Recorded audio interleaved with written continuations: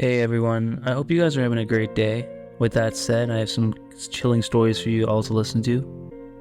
Sit back, relax, and enjoy. Good evening. This is my first post ever, and also the reason I made this profile to begin with. I'm a 35-year-old female, but this happened back when I was 24. I'm a nurse by profession. At the time I was working at an outpatient facility. I was stuck on a strictly night shift at the time. And to this day, I still get antsy during the night shift. For those of us that may not know, outpatient facilities are used for patients that are recovering from surgery on a typical night. We would have one or two. It was rare that we had any more than that. I don't remember how many we had on this night, but it was like somewhere along those lines. During the night, there were a few things I was required to do, and would act upon request if needed. But me and the med tech were usually in the nurse break room, which was right next to our desk, watching TV or playing on our phones. We also had a security guard. He was an unarmed guard position, which I still have my issues with. They did less than we did.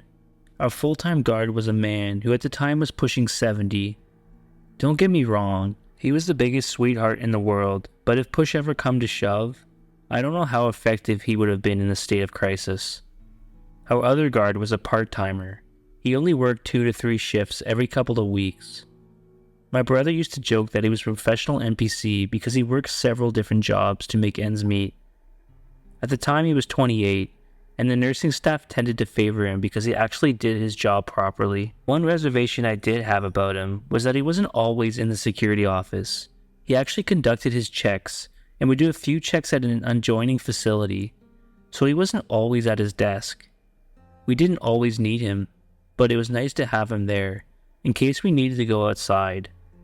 This was one of the nights that he was working, and this was the circumstance. So this isn't great for a nurse to say, but I used to go out a few times a night to have a sneaky cigarette. I've quit smoking since, but at this time I'd probably leave between 4 to 6 times a night to smoke near my car. It was around midnight, give or take. I was posted up against my car smoking, when these two guys started walking through the parking lot. Trespassing was a big no-no, but the parking lot was a shortcut to a local motel, which is a creepy encounter all on its own. And security usually didn't get involved if people were just quickly passing through. The two guys spotted me and called out to me. I didn't respond, which seemed to be an invitation for them to approach. I know I should have just tossed the cigarette and went back inside, but 24-year-old me ignored that common sense. Both the guys were probably in their mid-20s, nothing off-looking about them, aside from the way they were talking, and the fact that they were going to the motel.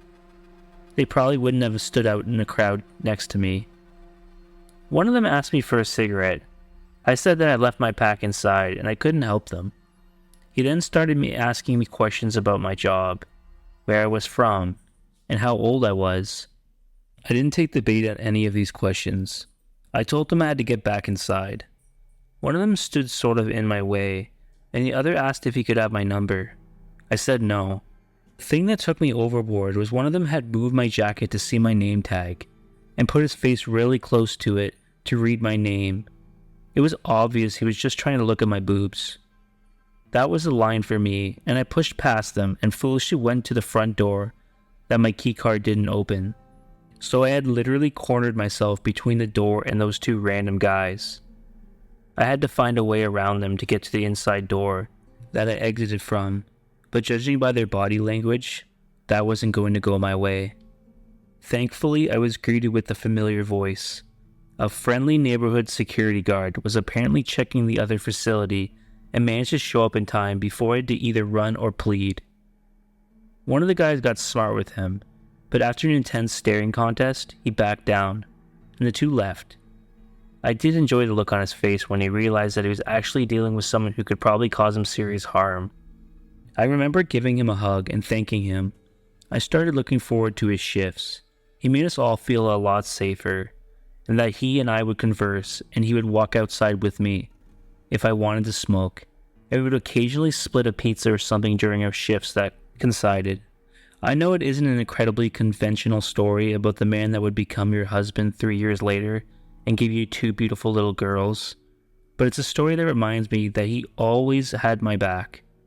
To this day, I don't know what these two guys' intentions were, and as much as I'd love to believe they wouldn't have tried anything in plain view of security cameras, being a nurse has taught me that people frequently don't think with their heads sometimes.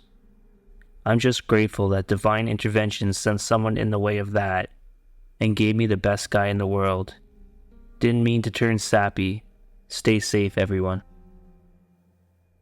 I'm a 41-year-old female, but when I was 20 years old, I attended college in northeastern Pennsylvania. I lived off campus and had a part-time job at the local mall. The mall was just over a mile away, and I would walk to and from regularly. The mall generally closed at 9 p.m., and I would finish my closing tasks and start walking home around 9:30 p.m. or 10 p.m. at the latest. Occasionally, I could get a ride home with a coworker, but most of them were high schoolers getting picked up by their parents. So one night I was walking my familiar route home, there was never many people out and about downtown until I got back onto the campus, which I would cut across to get home. This night I was only a few blocks from the mall. I noticed a van parked on the next corner, but didn't think anything of it. Initially, there were always a smattering of cars parked around. The van appeared to be running, and the headlights were on. As I got a bit closer, I noticed the sliding door on the side was open. I definitely noticed, but assumed someone must be loading something into or out of one of the local businesses along the street. As I started to walk past the van, there was a sudden flurry of movement on my left. There had apparently been a man crouched behind a dumpster there, and he was running straight at the open van door. The scary part was that I was directly between him and that open van door. He was trying to shove me into the van. I screamed, and I can only credit my complete awkward lack of coordination for what happened next. I tripped and stumbled when he surprised me, so when he hit me, I was already sort of falling to the ground. The force he hit me with only got my head and shoulders onto the open door, while the majority of my body was outside on the ground. I remember he grabbed me around the waist and was trying to hoist me up and through the door, but I was just discombobulated, dead weight. He jumped over me into the van, grabbed a handful of my hair, and started to pull me off the ground and into the van. This is when the headlights from a car turning down the street washed over me, and I could briefly see this was a white guy in a black hoodie. When I saw the car, I screamed louder and started wildly flailing my arms. I heard their brakes screech, and the guy let go of my hair. I jumped back, and the hooded bastard slammed the door shut, and seconds later, accelerated away. A cute, little, white-haired Polish woman had been in the car that turned down the street at the exact right moment to save me. She hugged me and told me I was safe, and it was then I realized I was still screaming.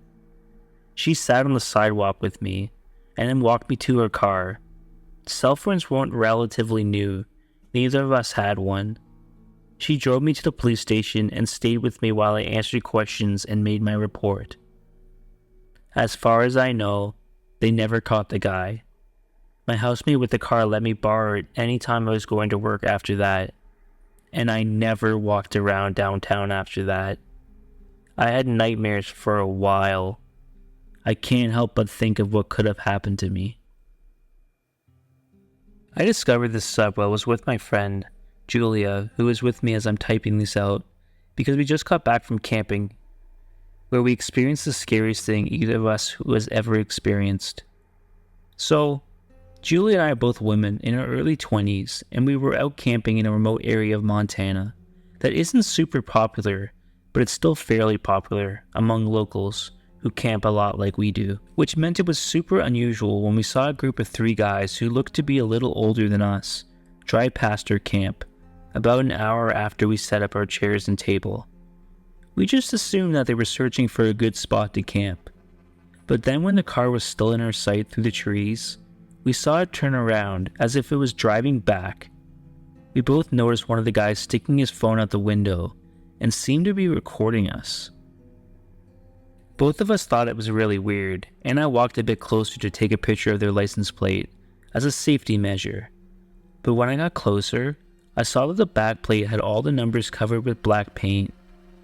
Julie and I got a bad vibe from this, but both of us aware that men are creeps towards women all the time, and both of us were prepared with bear spray because Montana is grizzly bear country, and we decided it wasn't a weird thought, enough interaction to pack our stuff and find a different spot.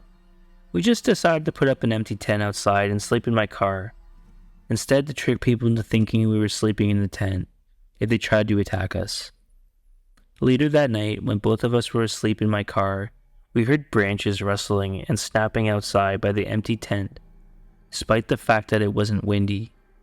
Originally, we assumed it was a bear trying to climb up to the bear hang with our food and hygiene products. Then we heard male voices outside, and I lifted my head up to the window and saw the same car that passed us earlier. I got off the air mattress on top of the back row of seats that we put down to make an area for us to sleep, and locked the doors individually so my car wouldn't make a beeping noise. Julie and I stayed still and hoped that the men would leave. For a while we heard them talking, but it was hard to make out what they said from inside the car. We heard more rustling and branches snapping, which made us think they were trying to steal something from the bear hang, which was weird, but neither of us wanted to actually look out the window in case one of them spotted us. Eventually we heard the car leave, which was a huge relief, but we were too freaked out to actually leave the car until there was light outside and campers nearby would be waking up. When I got out, nothing could have prepared me for what I saw. Above our tent, the man had hung a dead deer that was obviously killed recently because it was leaking blood everywhere on top of our tent. The internal organs were ripped out and its limbs were cut off and laid out in a circle around the tent. This is messed up on its own, but hunting permits aren't even being sold right now, which means that the deer was killed illegally to do whatever it is that those guys did. As soon as we processed what we were looking at, Julie and I freaked out and drove away without taking down our camp. Once we were in service, Julia called the police and Forest Service to report what happened, while I drove home.